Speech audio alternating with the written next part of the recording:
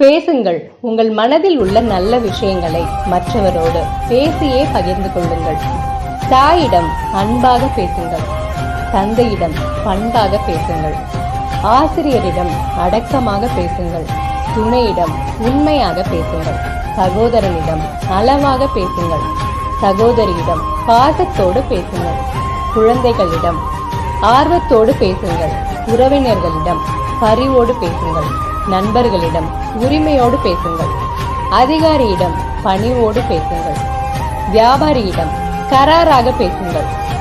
வாடிக்கையாளர்களிடம் நேர்மையாக பேசுங்கள். தொழிலாளர்களிடம் மனித நேயத்துடன் பேசுங்கள். வாழ்க்கையில் பேசாமல் தோற்றவர்கள் பலர் உண்டு.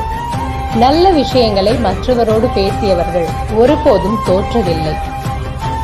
உங்கள் மனதில் உள்ள நல்ல விஷயங்களை குறைந்தது 4 பேருடனாவது பேசுங்கள்.